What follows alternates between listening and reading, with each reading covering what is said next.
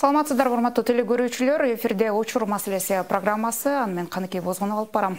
Бүгүн учурда дүйнөдө кеңири колдонулуп жаткан ваучердик каржылоо системасын Кыргызстандын билим берүү тармагына киргизүү боюнча бир топ убакыттан бери айтылып, бирок бүгүнкү күнгө чейин ишке ашпай келе жатат. Азыркы тапта билим берүү жөнүндө мыйзамга өзгөртүүлөр киргизилип, анда жогорку окуу жайларына жана мектептерге акырындык менен ушул ваучердик системаны киргизүү боюнча дагы маселе каралууда. Мыйзам долбоорун кечээ жогорку кеңеш экинчи окууда карап жактырды. Бүгүн биз ошо ваучер система деген эмне, ал кандай ишке ашат, биздин билим берүүгө зарылдыгы канчалык, ушул жана башка суроолорду талкуулайлы деп атабыз. Ал үчүн биздин студиябызга Билимдүү Кыргызстан улуттук демилгесинин жетекчиси, жогорку кеңештин мурдагы депутаты Абдывахап Нурбаев, ошондой эле билим берүү боюнча талдоочу Бакытбек Абдуллаев келди. Саламатсыздарбы? Студиябызга кош келдиңиздер. Убакыт бөлгөндүгүңүздөр үчүн ыраазычылык билдирем. Алгач мен дагы бир нерсени айта кетейин. Бүгүнкү берүүбүзгө ушул маселеге тийиштүү болгон билим берүү министрлигинен чакырдык эле. Мына акыркы мүнөттөрдө бул ваучердик системаны киргизүү боюнча демилгесин биз көтөргөн эмеспиз, биздин демилгебиз эмес, келе албайбыз деген жоопту акыркы мүнөттөрдө алдык. Буну дагы баса белгилеп айта кетели. Анда дегенде ушул Абдывахап мырза, сөздү сизден баштасак, азыркы учурда жогорку кеңеште каралып аткан билим берүү жөнүндөгү мыйзам долбоорун, мыйзамга өзгөртүүлөр киргизүү боюнча мыйзам долбоору. Бул боюнча сиздин маалыматыңыз бар, себеби мурунку чакырылышта дагы ушу сиздердин демилгеңиздер менен ушу ваучердик системаны киргизүү боюнча демилгелер болду эле да. Ушу мыйзам долбоору боюнча айта кетсеңиз, ал жерде кандай маселелер каралып атат? Мына кече экинчи окууда жогорку кеңеш колдоп берди. Буга чейин эки мыйзам долбоору болгон. Бир мыйзам долбоорун ошол билим берүү министрлиги чыгарган, экинчисин депутаттар менен жарандык коом өкүлдөрү жана эксперттер болуп, эки мыйзам болуп, анан талаш тартыш болуп, биринчи жогорку кеңеште биринчи окууда жогорку кеңеш токтом кабыл алган эки мыйзам бириктириле деп. Анан ошол эки мыйзам үстүнөн катуу чоң иш болду. Билим берүү министрлиги, Кабминдин өкүлдөрү, финансы министрлиги, жогорку кеңештин депутаттары, жарандык коом өкүлдөрү болуп, чоң талаш тартыштан кийин мыйзам биригип өттү. Ошол сиз айтып кеткендей негизги нерсеси бул ваучердик системаны киргизүү. Бул ваучер системаны киргизүү биринчи буну президент айтып чыккан. Өзүнүн элге кайрылуусунда жана өлкөнүн 2026 жылкы өнүктүрүү стратегиясында жазылган. Бул билим министрлиги андай дебеш керек да, билим берүү министрлиги, бул президенттин саясатын алар жүргүзүш керек, алар милдеттүү. Финанс министрлиги менен билим берүү министрлиги ооба башынан бери каршы чыкты, андан кийин алар жаңы нерседен коркушту. 10 жылдан бери иштеп аткан адамдар ушул нерсе тура берсин, койгула, биз ушул өзүбүз тынч отурган нерсебизди эмне козгоп атасыңар деп толтура каршы чыгышты да, бул мыйзам болуп атканда. Анан биз коомчулуктун колдоосу менен, депутаттардын колдоосу менен, президенттин айткан сөзүн Акылбек Жапаров да буну колдоп берди. Ооба, биз айтканбыз, биз буну кылышыбыз керек деп. Анан алдыга жылды бул мыйзам. Ошондуктан эки мыйзам болуп кетти. Башында бир мыйзам деп чыгарайлы деп сүйлөшкөндө, билим берүү министрлиги жарандык коом менен депутаттардын сунуштарын кабыл албай койду, 90%. Аргасынан анан биз депутаттар менен өзүнчө мыйзам чыгарышка туура келди, альтернативдик жолдо. Мына ошонун негизинде гана билим берүү министрлиги ишине ийкемдүү болуп, анан аргасынан сүйлөшүп, акыркы бириктирген мыйзам чыкты. Бул жерде бир гана системасы ваучер, андан сырткары дагы мугалимдерге эркиндик берели деп атабыз. Анткени биздин мугалимдерибиз Советтер Союзундагы система боюнча клетканын ичине калып калыптыр дагы, кыймылдай албай калыптыр да. Жок, кыймылдайын десе мүмкүнчүлүк жок. Текшерүү, басынтуу, коркутуу менен да келип калышты мугалимдер. Биз мугалимдин ишин аккредитация эмес, баланын билим берүү сапатынын деңгээлине карап баалайлы деп атабыз. Анткени өлкөнүн жетекчилигинин дагы, мамлекеттин дагы, ата-эненин дагы максаты сапаттуу балдарды чыгаруу. Сапаттуу балдарды чыгаруучу мугалимдерди коркутуп, үркүтүп, алар жазалаш эмес, аларга дем берип, шык берип, дүйнөдө болуп аткан нерселерди берип, анан үйрөтүш керек да. Ушул нерселер, ушул принциптер кирип атат. Анан мыйзамда кандай каралган? Багы кече депутаттар дагы айтып чыгышпады беле, мындай акырындык менен, этабы менен киргизиш керек. Бирок бул туура эмес, дароо эле эксперимент кылбай киргизилет. Мыйзамга билим берүү министрлигинин өтө катуу суранычы күрөшү менен 2024 жылдан 2026 жылга чейин эксперимент болот, поэтапный. Анан 2026-тан кирсин деп булар катуу туруп алышты. Ошон үчүн азыр буюрса мына мыйзам кабыл алынып калса, эмдеги жылдан баштап бир кичи шаар, анан 2 райондон, Тоолу район, бир жөнөкөй райондон 3 жерге эксперимент катары кирет. Азыр тез арада мыйзам кабыл алгандан кийин билим берүү министрлиги анын жобосун иштеп чыгыш керек, формуласын. Бизде Элдар Абакиров деген экономистибиз буну иштеп чыкты. Бул ошол эле Грузиянын, Казакстандын, Чилинин көп өлкөлөрдүн көрдү. Аны Грузияда да башына киргенде кыйынчылыктар болуп, анткени алар бардыгына бирдей кылып койгон да. Азыр эми биз мисалы Тоолу район менен чек арага коэффициент көбүрөөк кылышыбыз керек. Ал жерде анткени адам саны аз да. Айылдарда да коэффициент көп болот, анан балдар, инвалид балдарга коэффициент 2 болуш керек. 2 есе көп төлөнөт. Анткени бизде 35.000 инвалид баладан буган 6.000 бала мектепке барат экен да. Мектептер кызыктар эмес экен. Мектептер кызыктар болуш керек. Анан биздин толтура балдарыбыз, мигранттын балдары, баягы жашоосу кыйын болгон балдарыбыз мамлекеттик мектепке барганга мүмкүнчүлүгү жок, ата-энеси киргизе албайт. Анан кээ аргасында жеке менчик мектепке барат, бирок акчасын толук төлөй албайт экен да. Мына ушул ваучер системасы адилеттүүлүк системасын киргизет да. Анткени бардыгы салык төлөйт, байдын балдары, мүмкүнчүлүгү бардын балдары күчтүү мектепке кирет, акча бере алат, жөнөкөй адамдар кире албай калат, аргасынан кээде жеке менчик барат, анан окутуш керек да. Ваучер ушуну киргизип берет да. Бул биринчиси, экинчиси ачыктык. Прозрачность деп коебуз. Азыркы убакта толтура билим берүү мекемелеринде иштебеген мугалимдерге карточка ачып акчасын которуп атат да. Ваучер система киргенде ар бир баланын иненен болот, ошого карап туруп анан акча которулат мектепке. Бир чейректе бала бир жолу которулуп алат башка мектепке. Анан акча ошол жака кетет да. Бакыт мырза, ошол биз сөзүбүздүн башында айтпадыкпы, дүйнөдө бул кеңири эле колдонулуп аткан система да, бул ваучердик система. Азыр бизди көрүп жаткан көрөрмандарга түшүнүктүү болсун үчүн жалпак тил менен түшүндүрүп берсеңиз, бул эмне болгон система, ваучердик система деген эмне? Эми мурда да айтып кетти Абдухап мырза, ваучердик системада акча мектепке эмес, окуучуга берилет. Окуучуга өзү каалаган же бала, биринчи кезекте азыр бала бакчаларга баштайбыз деп атат. Ата-эне баласын каалаган бала бакчага же мектепке бере алат да. Бул биринчи тандоо эркиндиги берилет. Анан экинчиси бул эмеде бала бакчаларда эле ошо мектептер дагы бири-бири менен атаандашып баштайт. Азыркы системада бир класста 25 окуучу боло турган болсо, 2 класс деп коелу. 2 мугалим кирет, экөөнүн кирип чыккан үчүн эле айлык алат да мугалимчи. Ал жерде билим берүү сапатын өлчөгөн бир кайсы бир критерий жок. Сабакта эмеге сабактын башына кирди, отурду, кандай өттү, ал такыр бааланбайт. Ваучер кире турган болсо, биринчиден мектептер арасындагы атаандаштык, анан мугалимдер арасындагы атаандаштык да болуп баштайт да. Ал жерде мектептин директору дагы өзүнө мындай компетенциясы жогору, квалификациясы жогору мугалимди тартканга аракет кылат. Азыркы системада кандай тууганын же таанышын бир эмеге мугалим кылып киргизип коет. Анан ал жакшы окутабы, жаман окутабы, анын менен чатагы жок да. Албетте бул да үчүнчү бир тарабы салык төлөөчүнүн төлөгөн салыгынын бир кайтарымын алуу да. Мисалы, мен бир ишкер катары баламы жеке менчик мектепте окутам. Мага мамлекет тарабынан мен салык төлөп атам, бирок мамлекет тарабынан эч кандай бир колдоо жок. Эгер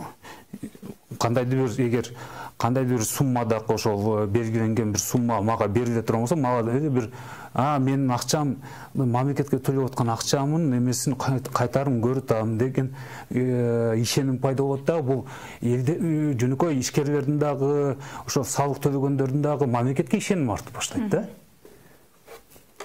Негизинен мен көз карашымда ушу бар да.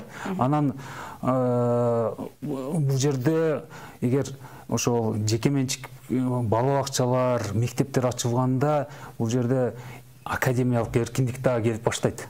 Азыр эмне мындай айтып кое турган болсок, мугалимдер качан колдонот? Шайлоо учурларында же болбосо кайсы бир жетекчи ошол бир регионго барганда мындай парад үчүн колдонот. Ошол нерселерден дагы арылабыз да. Административдик жанагындай не деп коет, кайсы сөздү айтса болот. Ошол көп мындай эркиндик жагынан дагы мугалимдерге, ошол жетекчилерге дагы эркиндик берилет да бул жердечи. Демек, мугалимдердин эмгеги ошол эле учурда сапатка таасирин берет деген сөздү айткыңыз келип атат. Бул мыйзамда кандай каралган? Жеке менчик мектептер бар бизде. Бул мамлекеттик багы мектептерге эле иштейби же жеке менчик мектептерге да тиешелүү болобу? Системасынын негизги маңызы бардык мектептерге барат да. Тилек каршы ошо билим финанс министрлиги бизге каршы чыгып атты, биз мамлекеттик гана мектеп көрөлү деп. Бирок ал эмне келсе акча эконом болобуз дейт, акча каражатын. Анда маңызы жок болуп калат да. Эми ойлоп көрсөңүз, эгер 30 жеке менчик мектеп ачылса, 10 мамлекеттик мектептин окуучусу ошо окуйт да. 10 мамлекеттик мектепте 100 миллиондон курганда 1 миллиард сом өлкөнүн мамлекеттин акчасы эконом болот да. Жеке менчик ошону көтөрүп атат да. Бул жок мамлекеттен экинчи жактан ошол жеке менчик мектептер көбөйгөндө ошо мамлекеттик баягы класстын күчтүү мектепте окуп аткан 50-60 окуучулар азаят. Бул жак өтөт. Мамлекеттин бир жүгүн жеке менчик сектор өзүнө алат да. Анан жеке менчик мектепти баары жаман көрөт, жеке менчик мектепке эч кимди кыйнап алып барбайт да. Ал калоочулар алып барат өз эрки менен. Эмне үчүн биз элге өз эркини таңоолап ошого уруксат бербеш керек? Ойлоп көрсөңүз, сапаттуу мектептерине бир орунга 15 окуучу катышат, бири өтөт экен да. Демек 14 окуучу каалап атат. Мага ачып бергиле, мен окуйм ушул, окутам деп, бирок мектеп жок да. Анан адамдарда сөз эркин болуш керек дейт, тандоо эркиндик. Анан экинчиси, негизи илгерте баштап эле бизди илгерте тарыбызды карап көрсөк, бизге жаңы технология, жаңы ачылуу, жаңылыктарды ошол ишкерлер баягы соодага отуруп киргизип өткөрүшкөн да. Аз деле убакытта деле жаңы технологиянын баарын жеке менчик сектор алып келет. Ойлоп көрсөңүз, жеке менчик сектор мамлекет алып келгичекти ошол нерсе эскирип кетип атпайбы көп жактачы. Ошол сапат мектептери, мына 14 мектеп бар экен, Кембридж системасында өтүп атат. Бул сонун нерсе. Анткени дүйнө уже критикалык ой жүгүртүүнү балдарга 5-6-10 жыл болду биз баштай элекпиз. Биз ал балдарыбыз эмес, мугалимдерге жеткирип айтабыз, анычы. А критикалык ой жүгүртүү болсо бала келечекте атан башка турушук бергенге жарабай калат да. Ошон үчүн бул өтө маанилүү да. Бул эгер ошон үчүн бизде конституцияда жазылган мамлекеттик, муниципалдык, жеке менчик мектептерге баарына бирдей шарт түзүп берет деп. Ошо конституцияны негиз кылып ушул мыйзамга киргиздик ушуларды. Бул биздин өлкөнүн экономикасынан дагы көз каранды да, буга чейин ошо мектептерге бөлүнүп аткан акча каражаты дагы көбүрөөк болот да, эгерде бул ваучер. Биз эми ошол бөлүнгөн каражаттын ичинде деп атабыз. Бирок ойлоп көрсөңүз, бизде азыркы убакта 600 мектеп жетишпейт экен. Мына азыр быйылкы жыл айтып атат, 10 жылдан бери бүтпөй келип аткан 100 мектеп бүткөрөбүз деп. 600 мектепти бүткөргөн мүмкүн 15 жыл керек болот, бирок адам саны да көбөйүп атат да. Анан ал жетпейт да, аркасынан кууп жетпейт да. Ошон үчүн мындай жолдорун көрүш керек да.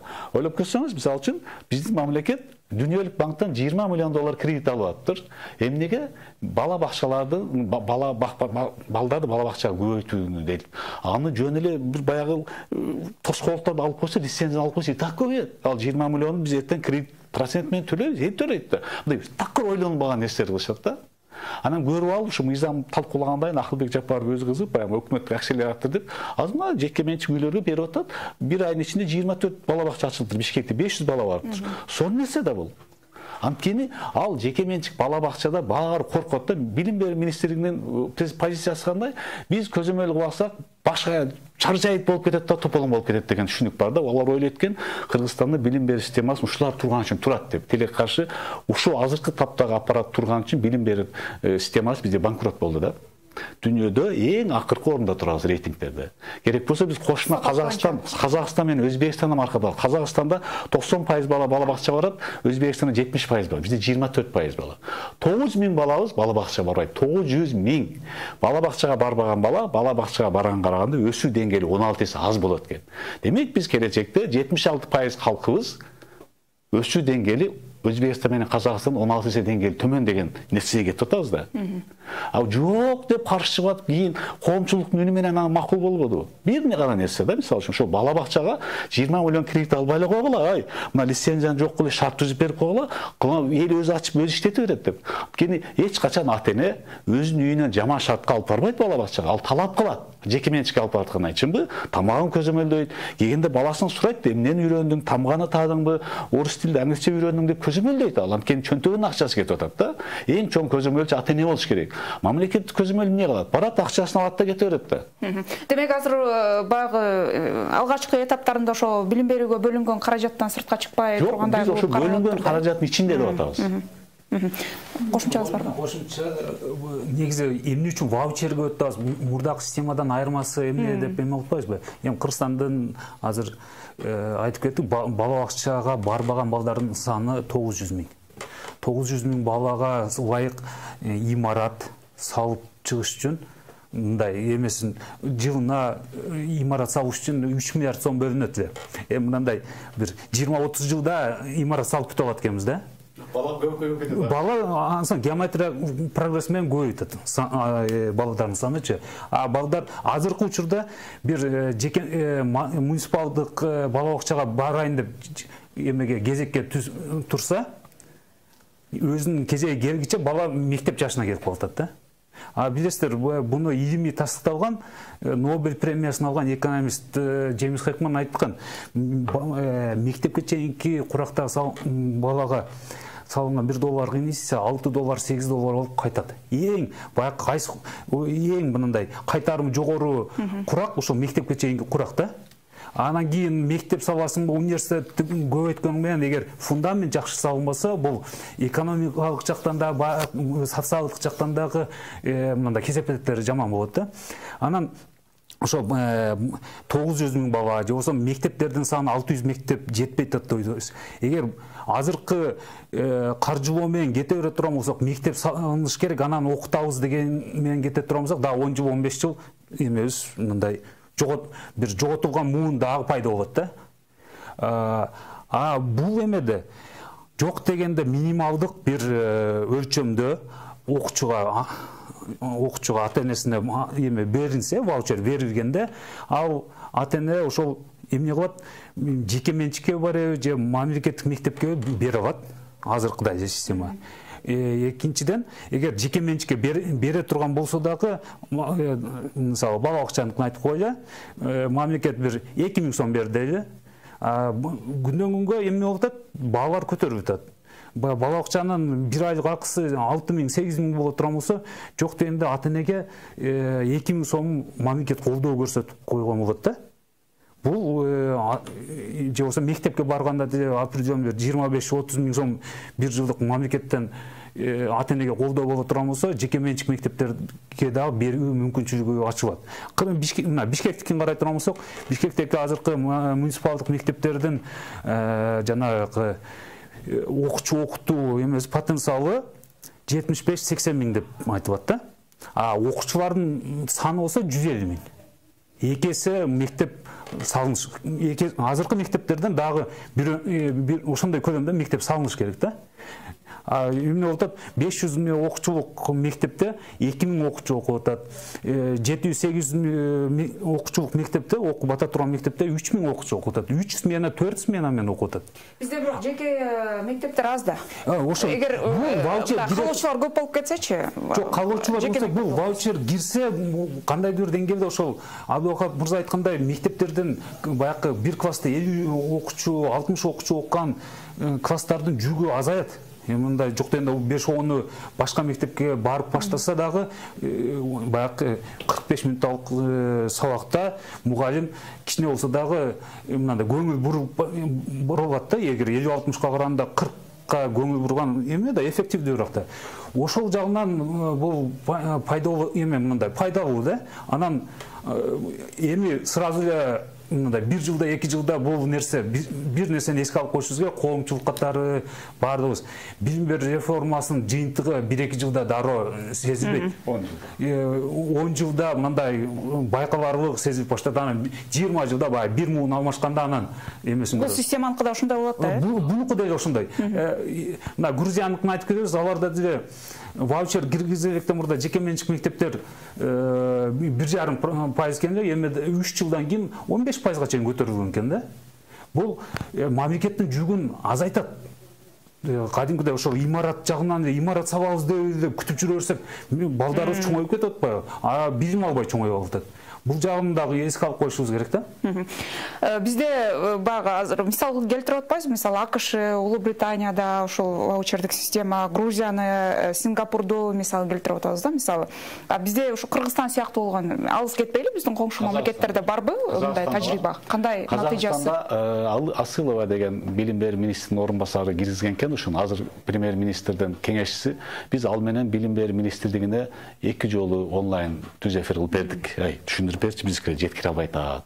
Мугалимдерге министерство жакшыраак түшүндүрүп береби депчи. Анан биз ош Казакстандыкын өтө жакшы карадык. Казакстанда бизде жеке менчик мектептердин саны 2,7% гана экен да.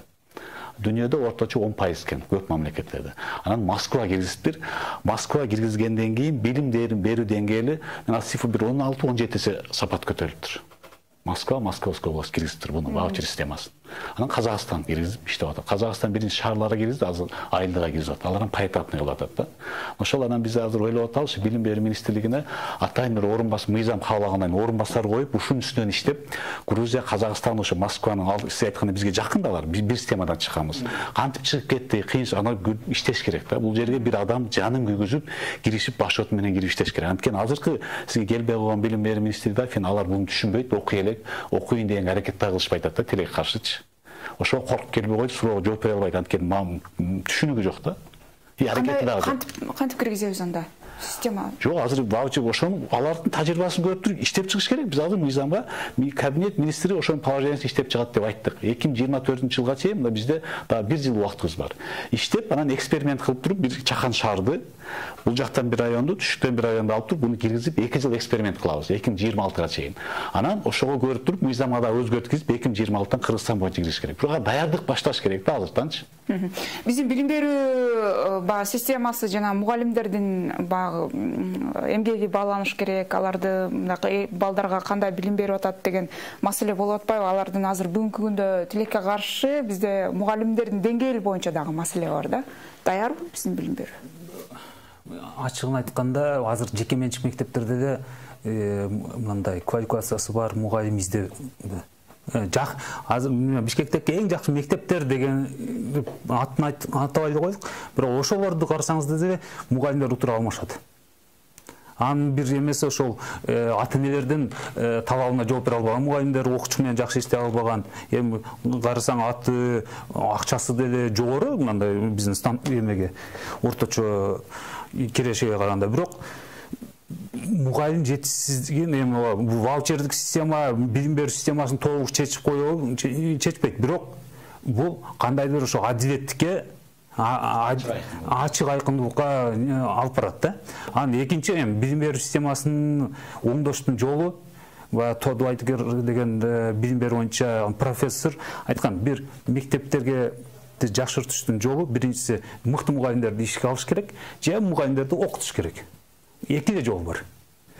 Кыргызстанда деле ошо бул системага азыр ваучерди каржылоого параллель түрдө билим берүү министрлиги мыкты мугалимдерди даярдаш керек. Мына кечекинде эле жалпы республикалык тесттин жыйынтыктары чыкты.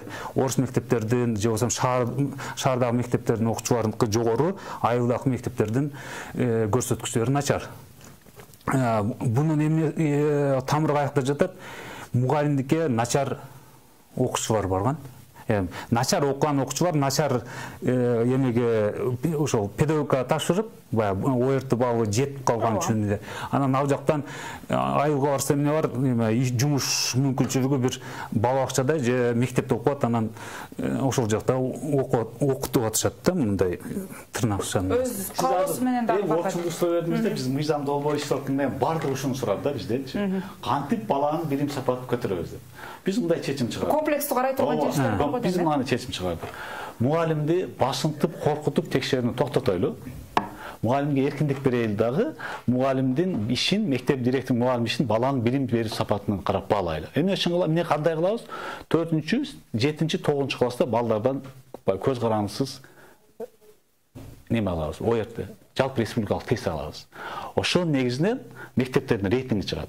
Шаарлар боюнча өзүнчө чыгат, айыл боюнча өзүнчө чыгат. Анан мектептин директорунун иши бааланат. Азыркы убакта 11-чи класска тапшырат, бала кетти, болду. Эгер 4-чү класста алсак, баланы оңдай алабыз да биз, чынбы? 7-чи класстан, 4-чү класстан мына 3 жыл мындай болуптур деп. Анткени азыр билим берүү министрлигинде мектептердин рейтинги жок. Баалаган бирсиз. Кайсы директор жакшы, кайсы директор жакшы кошомат кылып, коробка алып келсе, ошо директор жакшы, ошого сыйлык берет, ошо жакшы. Азыр даже мыкты мугалимди ойлоп көрсөңөр, мугалимден тандабагыла сүйлөгөндөн, окуткан баласына карап тандагыла. Бул такыр логика тур эмес да. Кайсы жакшырдап, жакшы макал айтып берип, ким жакшы сүйлөсө, ошо мыкты мугалим тандап атат. Ал максат жакшырдаш эмес, жакшы бала чыгарып бериш. Окуучуну текшерип тандаш керек да мыкты мугалим, чынбы? Логика ушундайбы? Менче Түркияда ушундай система болуш керек, билим берүү системасында. Логика ушундай туру келет да. Любой ар бир мугалимди, директорду окуучусунун билим сапатына карап баалаган туура да. Ошону анан бияка алып кооз бийлеп, сүйлөп, макаллап жүрөбөйт. Балага билим берейин деп аракет. Ошондой мыкты мугалим болуш керек да. Бизде эмне кылат? Драма театрга келет, 10 комиссия отурат, мэриядан, Гаранадан, башкадан, анан кооз кийим алат, тамактарын көрсөтөт, ошо мыкты мугалим алып туру эмес да, логика туру келбейт да. Биз ошон үчүн даярдап атабыз. Биз каалабыз жакшы окуучу чыгарышты. Жанагы мыйзамда дагы ошол нерселер баягы комплекстүү карала турган нерселер Бакыт мырза айтып атпайбы, жана жакшы нерсени айтты да. Жалпы республикалык тестирлөөдөн эң төмөн балл алган балдар педагогикалык факультеттерге тапшырат.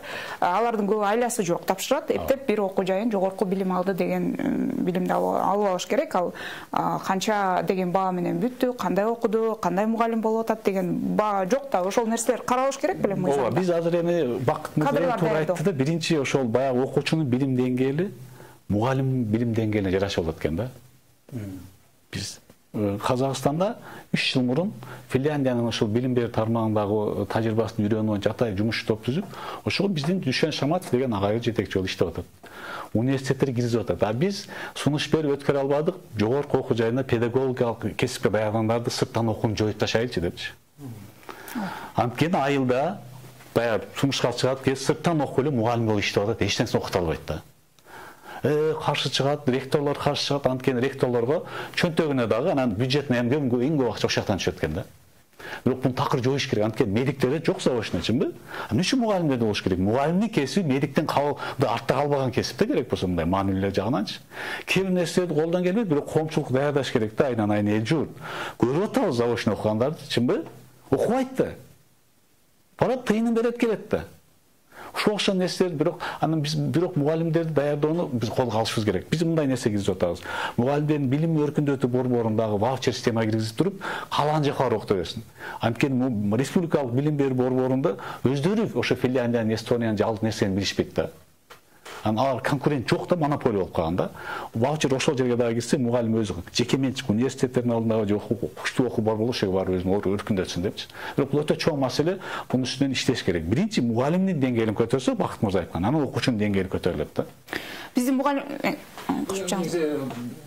эми мындай велосипедти кайрадан табуунун эмеси кереги жок, бирок мындай билим бериш ошол пизада алдыңкы орундарды ээлеген Сингапур болсун, Финляндия болсун, Түштүк Корея, Япониялардын карай турган болсок, булар билим берүү системасын кантип оңдошту?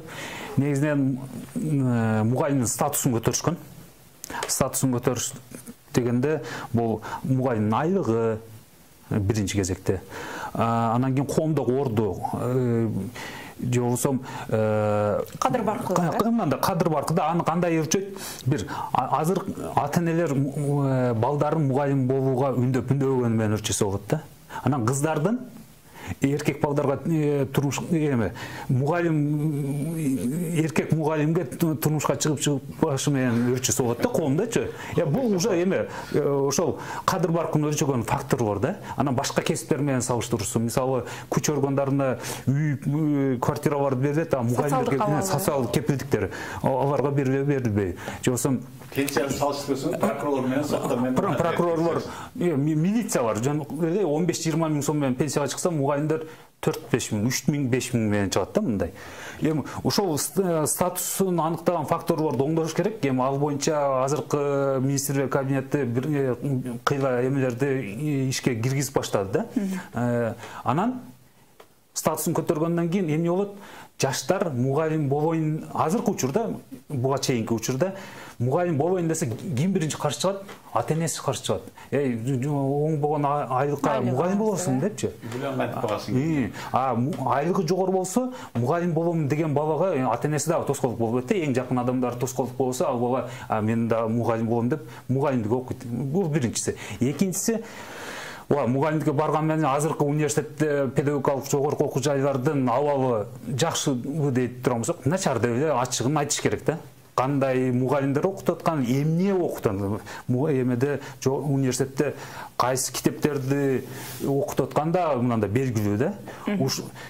Ал жакта педагогикалык жогорку окуу жайлардын программасында өзгөртүшүбүз керек. Дүйнөдө эмне болуп атат? уже жасалма интеллект боюнча көп талкуулар болуп атат, андан кабары барбы жокпу? Эртең мугалимдердин ордун чат GPT сыяктуу жасалма интеллекттер алса эмне болот? Же болбосо бизди келечекте эмне күтүп атат? Ошону мугалим, азыр мугалим боло турган жаштар, же болбосо мугалимдер ошондой талдай алыш керек да. Эми ал ошол педагогикалык окуу жайлардын реформасын жасабайынча бул жакшы мугалимдер кете бербейт да, келе бербейт. Министр азыркы, мен буну бир сын катары деп айтам, бирок азыркы министрликтерден ошол педагогикалык жогору окуу жайларды реформалоо боюнча бир мындай сөзүндө эле укпапмын да, жок энди декларативно бир нерсе айтышпады. Буга көңүл бурушубуз керек. Анан жакшы ал жерден жакшы даярдалган мугалим, эми билимдүү мугалим азыр деле күчтүү мугалим каалган жеринде иштей алат да. Мамлекеттик мектепте иштебесин макул. Жеке менчик мектептердин арасында дагы баягы $1000, $1,500 айлык менен иштей алышат да, эгер жакшы даярдалсачы. Бизде мугалимдер кээ учурда китеп мектепте китеп окуу куралдары боюнча маңызы боюнча. Мисалы үчүн бизде Бишкекте биздин билимдүү Кыргызстан бир мүчөсү бир мектеп, жеке менчик мектепке Эстониянын китептерин алып келди. Эстониянын китептеринде бөлчөктү, бизде бөлчөк мага эмне кереги бар турмушун дей берет. Бөлчөктү асфальттын составы менен окутат экен. Бөлчөктүн 7ден 4 бөлүгү асфальт, 7ден 3 бөлүгү шагыл депчи. Ойлоп көрсөңүз. Бизде А точкадан Б точка бардык жердечи. Мисалы үчүн Нарын областында 200 000 адам жашайт. Анан 1 метр, жалпы 30 000 метр квадрат деп пример айтат. 1 метр квадратта канча адам жашайт деп примерлер бар иши да. Эң бийик тоо бизде тоо ашуу, мисалы үчүн деңиз деңгээлинен мынча метр, ала бел мынча, айырмасы канча деп математикада ичиндеги географиянын примерлерин киргизип коюптур да. Кызыгып окуйт экен да. Чыныгы жашоодан алынып. Ойлоп көрсөк, тарых китебинде мынандай экен. Кембридж китептеринде мисалы үчүн бизде Улуу Ата мекенин согуш 1941-жылы башталып, 1945-жылы бүткөн. Мындай деп жазат. Ал жерде ошо согуш эмнеге башталган деп жазыптыр да. Себеби эмне болгон деп. Ошо согушту кылбаш үчүн эмне кылса болот деген да. Бизде цифраны жаттатып коет ошо окуучу да. Китептерибиз дагы эле ошо Советтер Союзунда. Ооба. Бул адам эч качан өз алдынча чечим чыгара албайт кийин. Өзүнчө бир күчтүү личность болуп чыга албайт да. Китептерибизди оңдошубуз керек. Китепте эми целый мафия ал жерде айтсаңыз. Азыр биз билимдүү Кыргызстан буюрса, билим берүү мыйзамы өтүп калса, депутаттар колдоп, президент кол коюп берсе, билим берүү стандартын оңдоп чыгыш керек. Мына ошол жерде компетенцияны жазыш. Бизде балдарыбызга команда менен иштегенди, экономиканы түшүнгөндү, акча иштеткенди, айтини, англисчени басымдуу окутпайт. Дүйнөдө ушу кетип атат. Бизде бир 3 эле компетенция бар экен. Анан билим берүү стандартын биз бул мыйзамга жазып атабыз. Билим берүү стандартын коомчулук бардыгы талкуулап, элге чыгарып, анан кабыл алсын. Буга чейин билим берүү стандартын билим берүү министрлигине 4 адам жазып келиптир. Келечекте биздин балдарыбыз кандай болуш керек деген ошол жерде да, билим берүү стандартына сабактар берет. Эгер ошо билим берүү стандартын бул министрликтен жеңип, коомчулук менен ошол компетенцияны киргизе алсак, биз ошолорду биз айттык да, давай Эстониянын китептерин жазыш экен деп канеге айтсак, билим берүү стандартын оңдоп бергиле, пожалуйста, мен киргизе албайм деп атат. Билим берүү стандартта ошол рамка да. Ар бир үй бүлө, бала окутуп аткан ар бир үй бүлө ошол кызыктар болуш керек, катышыш керек деген маселе. Аракет кылыш керек да. Мына биз мыйзам кабыл алганда 1,5 жылдан бери иштеп атабыз. Билимдүү Кыргызстан улуттук демилгесин түздүк. Кээ бирлер чекеден карап туруп бүткөн анан сындаганга кыйын да. Сунушуңу бер. Не сунуш бере албайт, бирок то кредитке калат да. Анан аралашпайт, чеке карап турушат да. Анан билим берүү тармагында мыйзам долбоорлору каралып атканда деле ошондой болот атпайбы? Көп биздики биз 1,5 жыл талкуу кылдык. Билим берүү мыйзамын чыгаргандан сайтка бүткөндөн кийин 60 сунуш келди. Биз өзүбүз сурандык кээ бир адамдардан, мына мыйзам окуп сунушун берчи депчи. 60 сунуш келди, бирок кыйла жакшы болду. Жана мугалимдердин деңгээли жөнүндө айтып атпайбызбы?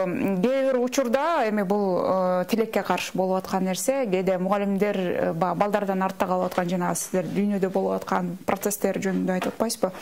Ушундай эгерде мугалимдердин деңгээлин ала турган болсок, бул ваучердик система жемишин бербей калбайбы деген суроо да, натыйжасы болбой калбайбы деген. Буну жок. Эми кадр даярдоо деле бир канча убакытты талап кылат. Ошон үчүн айттым, экөөнү параллелдүү түрдө алып кетиш керек. Мугалим даярдоону, анан ваучердикте эмне болот? Атаандаштык келип атпайбы?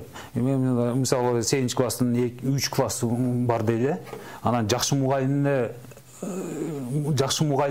классына киргенге аракет кылышат да. Анан берки начар берки В классында мугалими дагы мен дагы аракет кылайын деген бир эмне жарыш болгондо бир аз мындай сапат келет да, бир нерсе үйрөнөйүн деген мындай ниет пайда болот. Бул анан директорлорго деле мындай көрүнгөнүн ала бербей, кичине компетенциясы туура келген мугалимди ишке алып баштайт. Бул мындай өзүнчө бир тандоого дагы түртөт да. Тандоодо уже бир сапат өзүнүн мындай сапат калып барат да. Анан финансылык эркиндик болот ваучер системасында. Бөлүнгөн бюджеттен бир нече процент директордун усмотрениясине калат акырында, жылдын аягында. Анан ошол директор кааласа жакшы иштеген мугалимдерге кошумча айлык кылып бере алат, же болбосо кошумча сабак киргизе алат. Мисалы үчүн англис тилин жакшы окуп атат, теги эле француз же кытай тилин киргизебиз деп, же мектепке бир компьютер берсе алат да. Бул буга чейин бизде эксперимент болуп келген, Низовский иштеп ушуну айтып берди да бизге.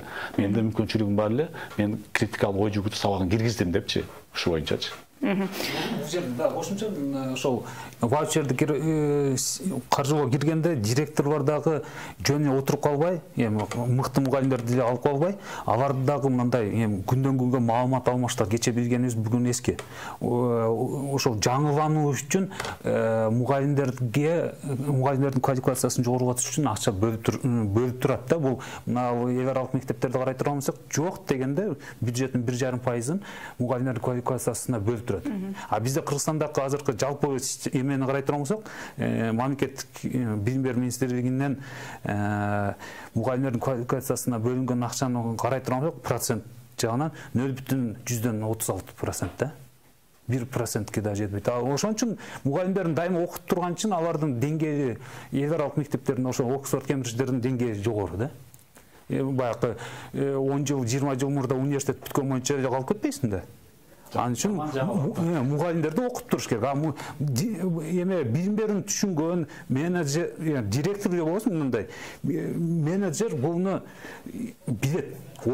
Жана жеке менчик фирмаларды деле карасаңыздар, мындай алдыңкы прогрессивдүү фирмалар эмне кызматкерлерин дайым окуп турушат. Жаңыланып турушат. Бизге бөлүнгөн убакыт соңуна келип бара жатат. Жыйынтыктоочу сөз болсун. Жыйынтыгында ушул биздин билим берүү тармагына ушул ваучердик система канчалык зарыл болуп турат бүгүнкү күндө? Жыйынтыктоочу сөз. Дүйнөдө эки эле система бар экен. Ошол каржылоо. Бириси азыркы бизде болуп аткан, экинчиси ваучер экен. Башка жок экен. Кандай болгондо да ваучер азыркыдан жакшыраак экен. Ваучер системасын өткөн 60тан ашык өлкө бар экен. Аларды билим берүү сапаты барды көтөрүлгөнүн көрдүк да.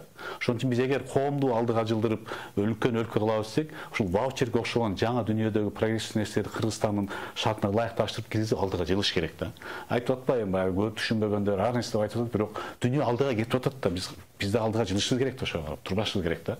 Аны мен коомчулукта баарын чакырып кетет элем, эгер биз баарыбыз билим берүү тармагына көбүрөөк көңүл буруп, үнүбүздү кошуп, өкмөттөн, билим берүү миссиясынан, мектептен талап кылып турушубуз керек да. Негизги көзөмөл ата-эне болуш керек. Эч качан билим берүү министрлиги 2300 мектептин баарын көзөмөлдөй албайт. Көзөмөлдөсө баары акча чогулуп кетет да. Ата-энелер дагы кайдыгер калбай, баланын келечегин караш керек. Анткени сапаттуу бала болуш үчүн 3 нерсе болуш керек. Сапаттуу билим, ден соолук, ата-эненин мээрими. Ата-эне сөз салымы болуш керек. Чоң аракет кылсак, буюрса, келечекте биз үлкөн өлкөлөр катарына кошула алабыз да. Коомчулук демекчи пикир кандай болуп атат сиздер ошого? Жакшы болуп атат. Биз мисалы үчүн 1000ге жакын мугалим менен жолуктук. Анан тилекке каршы биздин мугалимдерибиз кичине коркок болуп калыптыр. Эч качан министрге каршы айта албайт. Биз менен жолукканда толук айтып берди. Кегилем төгөрөк солусу жок, биз аны катышпай эле коелу деп. Мамлекеттик мектептер бизге барды келип пикирлерин айтып берди, бирок ачык айта алган жок. Анткени министрликтен коркушту ушу боюнча. Анан бирок мисалы үчүн ошол кызыгып, анан биз айтып берсек, биз 10 жылдан бери айтып атат, кылбайсыңарбы айтпай дейт да. Биз ушу мыйзамга киргизели деп келдик мына деп. Биз ушу депутаттар менен чогуу кыдырдык да региондордо. Ата-энелерде түшүнүк барбы? Ата-энелерде бирок тилекке каршы азыраак болуп атат да. Кызыгуу азыраак болуп атат. Алар мектептерине талап кылып, директорду, мугалимди күнөөлөй бербей, өздөрү салым кошо турган нерсе аз болуп, ошон үчүн коомчулук бул жака буруш керек болуп атат да. Баардыгы бирге кегеле, урматтуу эл журт, биз балабызга мээрим көрсөтөйлү. Ошол эле мисалы үчүн бир айына 300 сом, 400 сом китеп сатып берип койсок пайда, бирок башка нерсеге кетиребиз да. Биз бирок ошо китепке, мектепке десек акча ая беребиз да. Бул сапаттуу бала чыгарыш үчүн сөзсүз ата-эне мээрим берип, бирок каражат жагынан да жардам бериш керек да. Анткени азыркы убакта ваучер киргенде деле бизге бир балага 30 000 тегеден болуп атат. Үлкөн өлкөлөрдө 5-6 000 долларга чейин бар да. Биз ата-эне жардам бериш керек сөзсүз. 1 балга 30.000 тегерегинде болуп атат жылына. Анткени мен баягы коомчулуктун пикирин сурап атканым себеби сиз айткандай реформа бул оңой иш эмес. Анан баягы реформа ишке ашкандан кийин коомчулукта ар кандай пикирлер пайда болот атпайбы, каршы пикирлер. Бакыт мырза жыйынтыктоочу сөз. Негизинен бийлик болсун, коомчулук, жарандар өзгөрүүдөн коркпошубуз керек да. Эгер азыркы абалга канаттанып жашай турган болсок, абалыбыз ушул.